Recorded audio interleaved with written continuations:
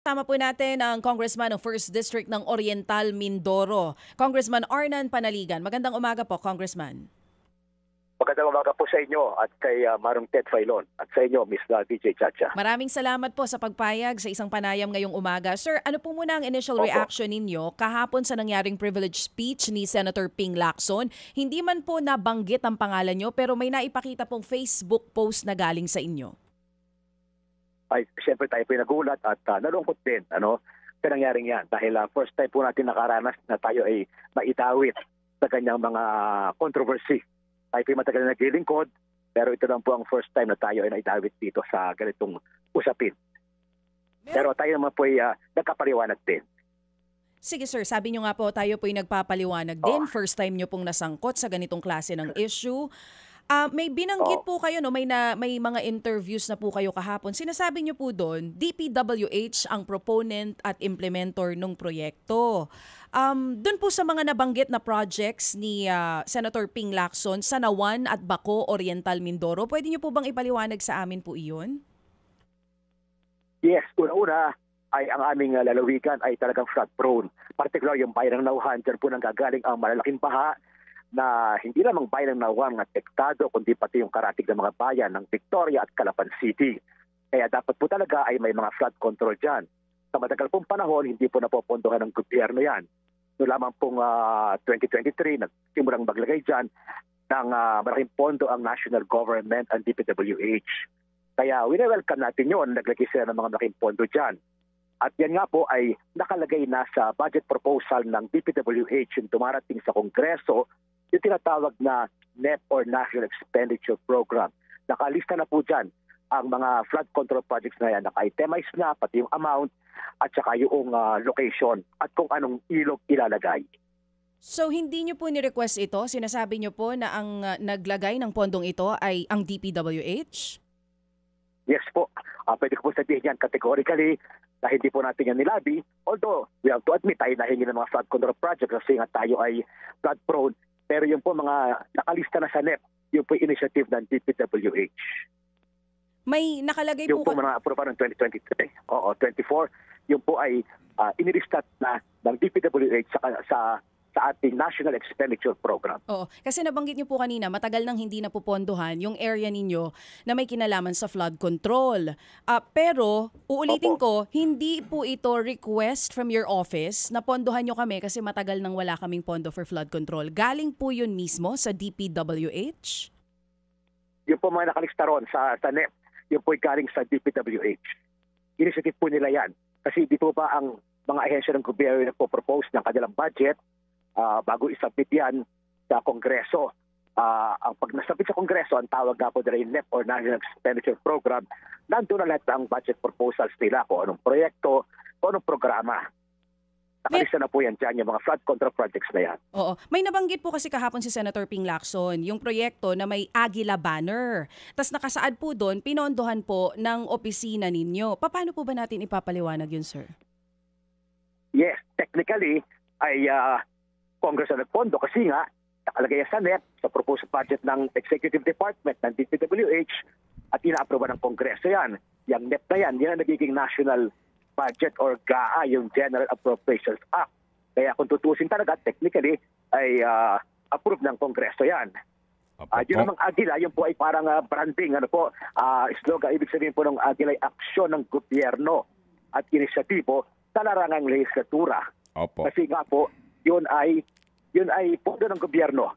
Parang yan is one way of explaining sa taong bayan na yan po public funds. Opo. Sige po. Congressman, ito lang po, maiksi lang po ito na amin pong pagtatanong. Congressman, claim nyo nasa NEP. Okay? Opo. Particular po, ano ang nasa NEP? Kasi ang sinasabi ni Senator Lacson at ng kanyang research, merong ngang nasa NEP. Pero ang dami pong insertion. Iisa lang actually ang nasa NEP. Kapag pinag-uusapan natin ay yung 1.9 billion na 8 flood control projects. Okay po. Marami rin po nakalagay sa NEP. Pero yung po sinasabi ni Senator Lacson insertion, yan po sa pagkakaalam ko nangyayari after BICAM. Doon po nagkakaroon ng additional man yan or insertion. hindi po tayo member ng BICAM, hindi po tayo naging member ng BICAM. Kaya hindi ko po alam yan kung sino nag-insert. Okay, opo. Sige, yan po isang bagay na talagang sabihin natin talagang opaque, hindi natin alam kung paano nagkaroon dyan. Opo, Nag-insertion. Pero yung BICAM po yan. Okay, sige. So kaninyo, inaamin nyo po na yung sinasabi nyo nasa NEP yan, hindi lahat, no? Ang nasa NEP. Okay? Meron pong isa na nasa NEP. Kayo kaninyo ay nagulat din dahil sa BICAM nagkaroon ng malaking insertion para sa inyong distrito. Yes po. At nakita lang natin yan sa GAANA, hindi na sa NEP, hindi na sa General Appropriations Bill, kundi sa GAANA. Sige, okay. And of course, dahil sino po yung palagay ko anghel yon sa mga taga Mindoro kasi hindi kayo humihingi, nagkaroon ng insertion na malaki sa inyong distrito. Sino kaya yun? Hindi nyo ba inalam? Kasi napakalaking tulong yan. Mantakin huli nyo, wala kayong ginagawa, nagkaroon ng napakalaking insertion para sa inyong distrito? Yes nga po. Una-una, welcome namin ngayon kasi nga kami flood prone at sa matagal na panahon, walang flood control project sa amin. So, most likely, maaaring ang ahensya rin na involved ang naglagay dyan, ang DPWH. Maaaring yan ang representasyon kasi po, sa pagkakaalam ko, ang ahensya ay nahingi ng dagdag. Yung po ang pagkakaalam ko, nahingi ng dagdag. Sandali lang ha, kasi po ang ahensya, kung pag-uusap, ano bang budget po pinag-uusapan natin dito? Hindi itong 2025, di ba? Kasi ang binabanggit dito, itong 2024 hanggang itong nga pong 2022. So, last year po na budget, nanghingi ang ahensya in your behalf? Ganun po sila? Sa dinami-dami po? Po yun. Ha? Okay. Mari po kasi nga po, ang DPWH, sila nagpoponto niya ng mga proyekto, sila ang naglalagay niyan sa kanilang budget proposal, maring sa tingin nila ay kulang pa, kaya naglalagay sila ng additional. Kasi nga po, napakalaki naman talaga ng mga ilog namin sa Mindoro at napakahaba. Opo, sige po. So, last year po, hindi rin kayo member ng BICAM? Hindi po ako nagiging member mula noon hanggang ngayon po. Okay. Kahit na po kayo deputy speaker? Hindi po ako deputy speaker. Deputy majority leader po. Sorry. Ngayon po tayo naging deputy. Nung isang term tayo, assistant majority lang. Opo. Pero sige. ilan lang po naman nagiging member ng PICAM kaya hindi po tayo naging sige. member. Okay. So ngayon po, ito pong sinasabi ninyo na nagmagandang loob para bigyan kayo ng pondo sa inyong distrito. Sa dinami-dami nga po ng distrito, umabot daw yung pagmamagandang loob ng 19 billion? Hindi ko po alam, hindi ko po memoryado yung exact figure. Last 3 years na po ito. Mula ng 2023 hanggang 2025. Ito po 19 billion approximately, alright, for the last 3 years, meaning 2022, kalahati nun, until today. So, wala kayong kaalam-alam na may nagmamagandang loob sa inyo sa departamento ba ito o kung kanino man na gumagawa ng budget at inaaprobahan ng Kongreso na umabot ng 19 billion? Well, ako po ay malamang po ay inisyatiba na ng ahensya ng DPWH.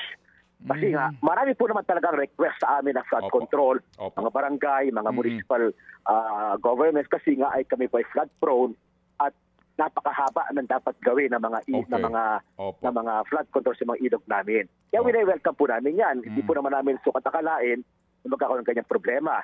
Pero kung ang tatanong po ay kailangan bang flood control sa amin, ay kailangan po talaga.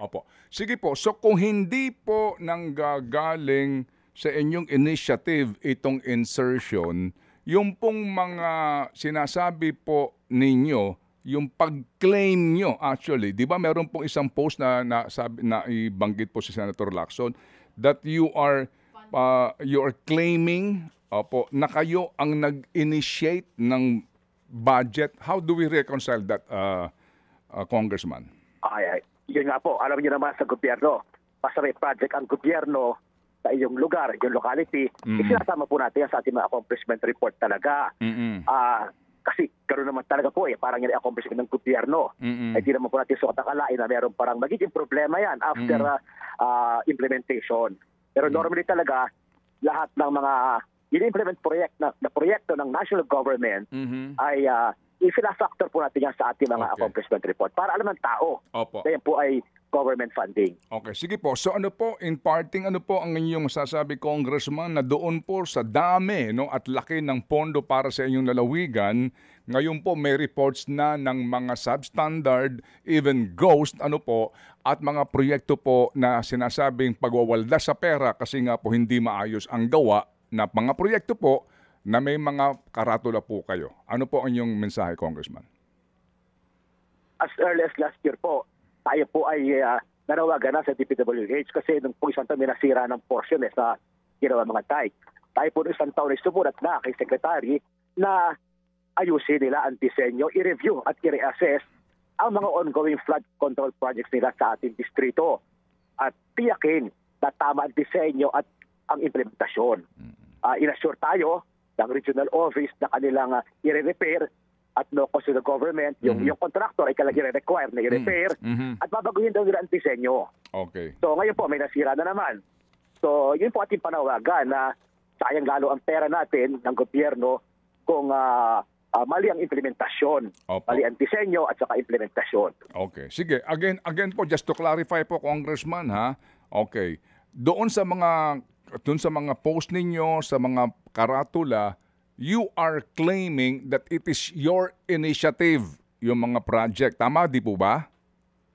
Nakalagay puro kasi nga po. Kaya nga po. Hindi po tayo nagpondo dyan. Hindi po.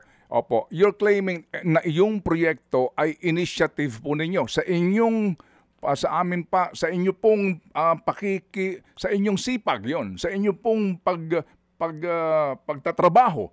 Kaya nagkaroon ng initiative nga ng ganitong proyekto. Tama po, ano po? Yes po. Opo. Yes po. Pananaw ko po doon ay initiative ng Kongreso dahil ang Kongreso po naman talaga ang nagpapasa ng national budget. Pero yung original proponent po ay yung original proposal ay nanggaling sa proposal ng DPWH. Sila po nag-identify ng proyektong yan. Ito ang ating ibig sabihin. Unfortunately, nagkaroon nga ng ganyang problema. Pero hindi po naman alam natin yan, magkakaganyan ang problemang yan. Opo, sige po. Sige. So ngayon po, hindi ba kayo magkukusa na hanapin yung anghel ng inyong distrito na naglagay ng napakalaking insertion sa budget? Ay ating pagkatanong po kung atin pong mauungkat yan. Pero sabi ko nga po, maaaring yung na-initiative ng ahensya, maaaring may kausap yung ahensya. Oo nga po, sa ahensya po, hindi kayo magkukumahog na kahit paano, pasalamatan yung taga-ahensyang yun. Sino ho yun? Wala ho kayong effort nun na alamin sino yung nagmagandang loob sa DPWH na bigyan kayo ng 19 billion. Yes, tatanungin po natin yan. Marami po siguro nag-propose niyan. Ating pong tatanungin para di masabi natin sa kanila na yung kanilang naging proyekto ay may problema at kailangan kanilang ayusin. Opo, sige po. So salamat sa inyo pong panahon. At least po amin nakuha ang inyong panig, Congressman Arnan Panaligan ng 1st District ng Oriental Mindoro. Salamat po, sir. Maraming salamat po. Maraming salamat.